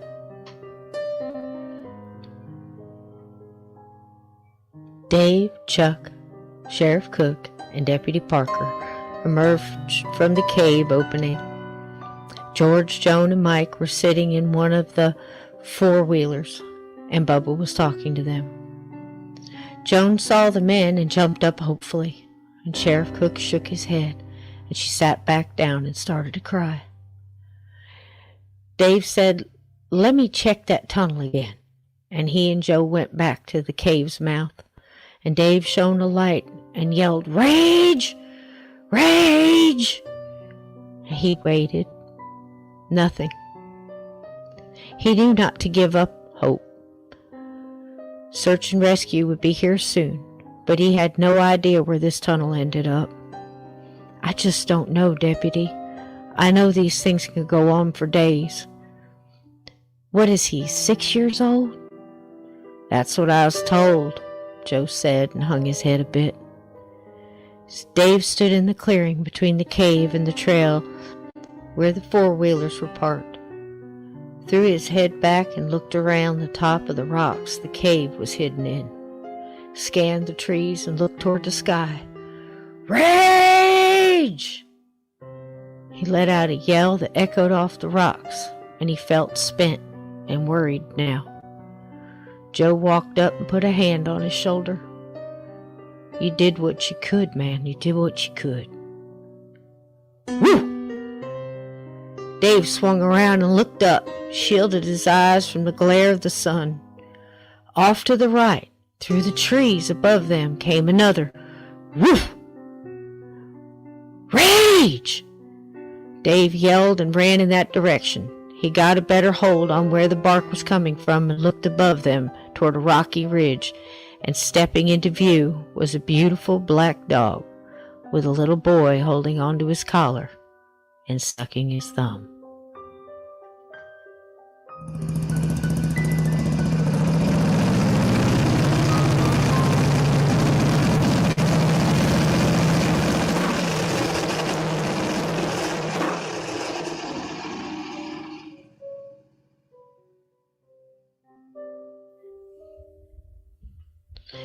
Tater pulled over where Jeb had pointed. "Okay, Tate, I need you to go right back to that garage. Talk to nobody, do you hear? We were never up here." Tate nodded, and Jeb slapped Tate's hat and knocked it down over his eyes. "I need you to focus, Tate. Do you understand?" Tate straightened his hat back. "Yes, Jeb, I understand. Talk to no one. We was never up here." Jeb smiled a bit. "That's right. I need you to stay down the shop and finish that John Deere for old Hampton. Parts are on my bench. It's an easy fix. You can do it. You got me?" Jeb raised a hand, and Tater flinched and put up his hand. "I got you. Clear, Jeb. Finish Hampton's tractor." Tate frowned. "Are you okay, Jeb?" Tate was worried for his friend. Jeb wasn't much of one, but he didn't have many, not since old Bob died. Jeb revved up now, pulled himself out of the golf cart. "Don't you worry on me, Tate. Just do as I say. Anyone asks, I'm sick in the cot and taking no calls or new work today. All right?" Jeb leaned in the cart with one arm over its hood, looked long and hard at Tater. "I mean what I say. We were never up here. I'm counting on you. Take care of business, Tater. I'll be back late tonight, and we'll go in town, get us a pizza and a six, okay?" Tater smiled and fixed his hat straight again. Okay, Jeb, I will. Not too late, Jeb. That place scares me after dark. Okay, Jeb? Jeb agreed. Not too late, Tate. Slapped the hood of the golf cart and added, Go on now. Straight back, Tater. Tater pulled off and left Jeb in what looked like the middle of nowhere. Jeb watched him till he couldn't see him no more, and then looked up toward the cliff. A small stream of smoke lofted out of the opening toward the tunnel above, and Jeb stepped backwards deeper into the tree line and watched, wondering how bad it really was. You know that good-for-nothing, worthless friend of your'n, Blue Old Sally. He wasn't taking care of business, and it's on you, you little shit. His father's voice came through loud and clear in Jeb's head. He crunched down further into the thicket of the wood line and looked upwards again at the back tunnel that came off the Stills Cave. Smoke that black had to be serious. Sally was gone, all right. Jeb reached up and took off his hat and held it to his chest. Oh, Sally, he said, almost tears in his voice. I should have never left you with old Skeet. It's all my fault. Just then he saw movement on the cliff by the tunnel's opening. Looked like somebody was kicking a covering down from the inside. Jeb huddled backwards again and pulled a leafy branch around in front and watched intently as deputy, looked like that Deputy Parker, and some tall guy he'd never seen, pushed out of the tunnel and stood there looking around. Oh no, there came Chuck McGee, and there's old Sheriff Bill Cook in his tan uniform and his big old cowboy hat. Jeb didn't move. He knew it was over now. He is done for. Sally's gone. Skeet probably in cuffs somewhere by now, and all his girls he'd never see again. The cases of shine lost. Oh, Sally, oh, Sally. Jeb wanted to cry. Don't you flinch, you sissy boy. Don't you do it. I won't, Daddy, Jeb said this part out loud, squeezing and twisting his hat in his hands so hard he'd like to rip it in half.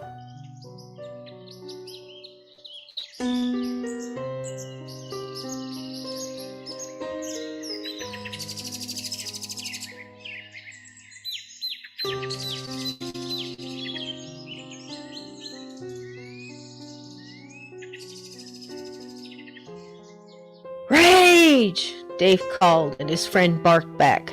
Pride and relief welled up in Dave so fast he could hardly believe it all himself.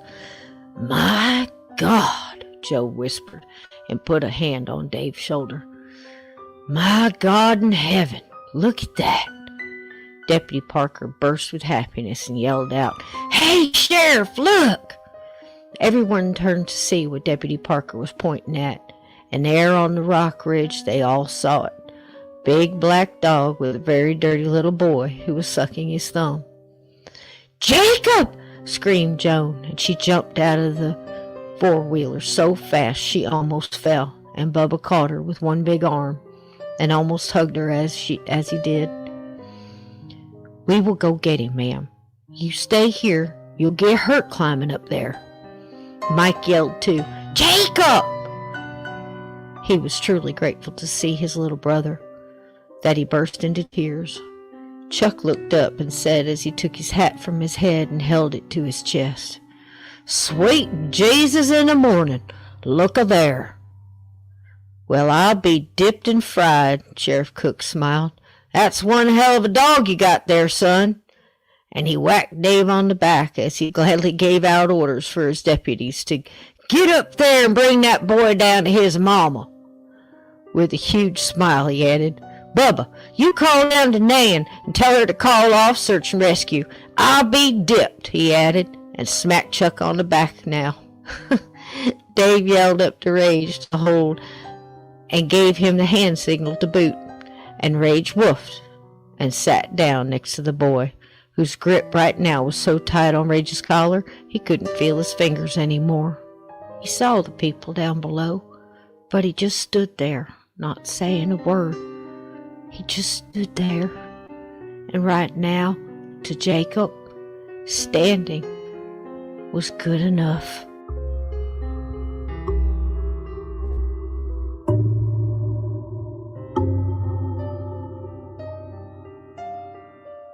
Jeb waited till the intruders went back in the tunnel before he made a move. I gotta get that truck out of here, that Skeet loaded. I'll wait till dark and roll her halfway down the road before I even turn her on. Be police moving all over here most of the day, I reckon. I'll just wait 'em out. Jeb pushed through the brush and felt a sigh of relief when he caught a glimpse of the camouflage-covered truck, right where he had told Skeet to keep it. Least he got that right, he said out loud to no one. He moved around the back and lifted the camo nettings cover over the side of the truck bed. He could see the cases of shine lined up in their cases, and like dollar signs formed clear in his mind. Good man, Skeet, he thought quick, and covered her back up, patted the truck, and ran round to the driver's side door, took out the keys, and unlocked her. This was his old 1075 Silverado. A beauty she was, original blue paint with white panels running down her sides. 454 big block she was, purred like a bobcat. She'll get me where I need to be, he thought. I got a few hours to kill till dark, he said to himself. He leaned across the seat, popped the button to the glove box, and rattled his hand around inside. Oh, hell yes! He pulled out a sleeve of saltines and a can of Vienna sausages, and took out his old pocket knife and eased back in the seat, satisfied for the first time today. He leaned down on the floor, the passenger side, and looked at half a case of mason jars. Why not? Jeb smiled and reached for a jar. A little of the hair dog to bit you. And he laughed, and he choked on a bit of cracker in memory. He sat up straight and remembered the dog thing that clawed his old Chevy almost got him the night before. Wasn't far from here, he thought, and suddenly Jeb wasn't as comfortable staying out here till dark. He reached over and pushed down the lock on the door and slid down the seat, opened a jar and started to drink, for different reasons now. From the thickness of the woods, something big breathed in deeply, and a set of green and hungry eyes focused on a human scent not far up the wind, and a low growl formed in its throat, and it, too, waited for nightfall.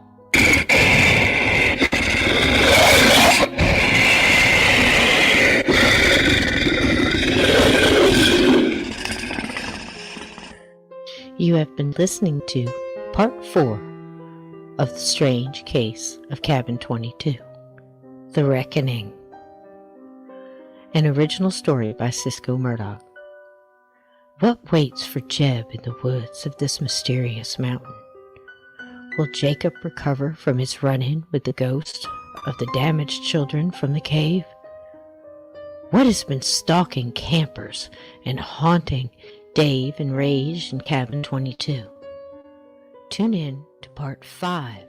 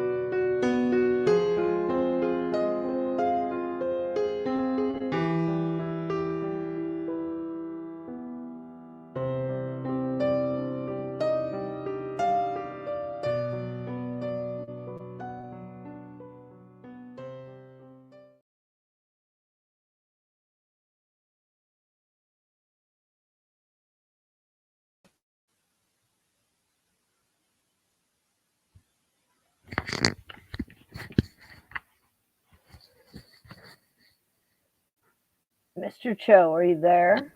I'm here. I just wanted to pop in here and say goodnight to everybody. I hope you all enjoyed that. You know, That was a lot of fun, Cisco. I forgot I how haven't good that was. I have not heard that for a year. That was so many different favorite scenes of mine. So I Yeah, mean the one in the cave with Jacob when he yeah, realized yeah, when he realizes that Rage is a good guy dog, you know, and he just gives over to the dog and the dog carries him into safety. And I mean, that whole thing wrote itself, you yeah, know, and I listened to it and I just, oh my gosh, you know, you remember, I can't even remember writing it. I know I did. I was sitting yeah, here, but it's just a different story. I really think this was a story for everybody and they just used me, you know, but I'm all through it. I can tell you that, you know, I remembered a lot of things that I hadn't thought of in a year and why I yeah. put them in there and where they came from. And, you know, and some stuff I have no idea where it came from.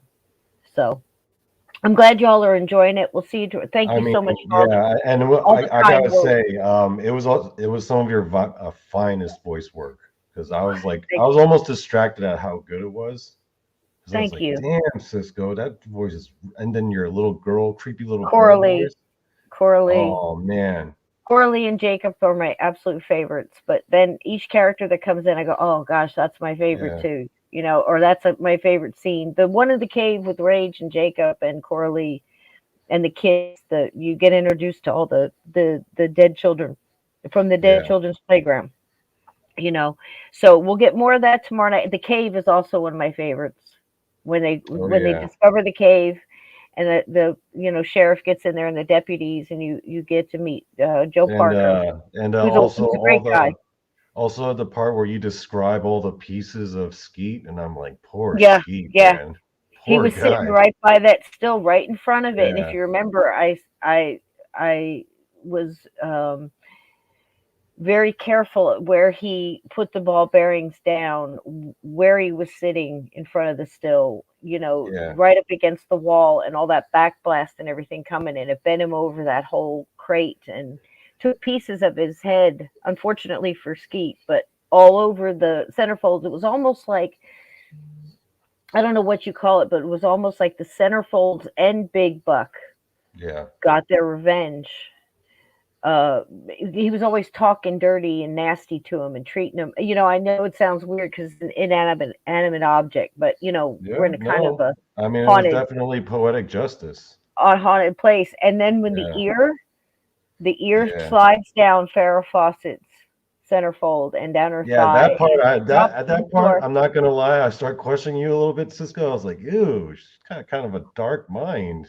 Well, the thing was, it's That the was Moby dark. Dick moment. Yeah, It's Big Buck's moment because yeah. he had I been was like, taunted by whoa. Skeet that whole time. So everything in that cave got back at Skeet for almost like disrespecting it. Sally, the posters, the you know, the and I was Big like, Buck. damn, Cisco, you Yeah. really gotta do Farrah Fawcett like that?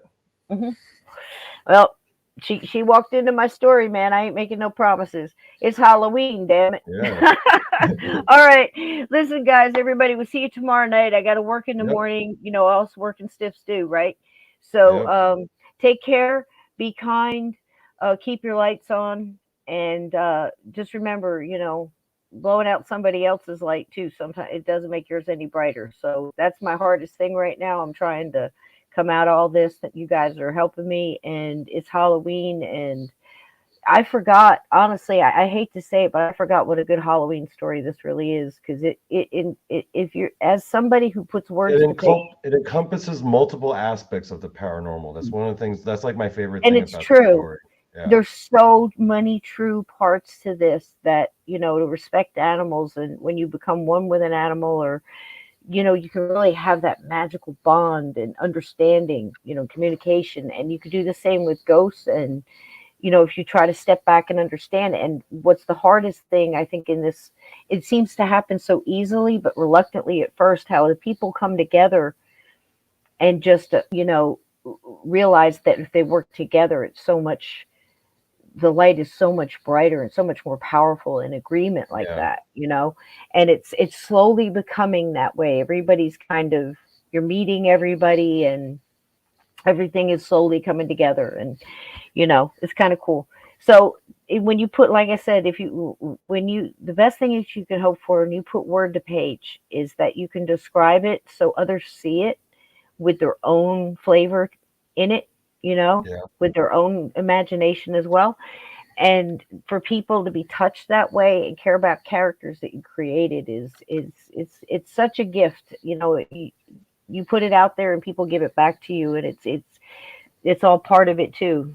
So make sure that if you've got any kind of talent or something you want to do, whether it's crafting or artisan or whatever it may be, just put your whole heart into it. And the best thing is that it can touch another. And I'm glad y'all were touched tonight, and you touched me, and we'll see you tomorrow night. We'll touch each other again. Sound good, Donnie? Yeah. Sounds good. Listen, guys, we are absolutely out of here, and I love you all, and be well till we meet again, till tomorrow. Good night, everybody. All right.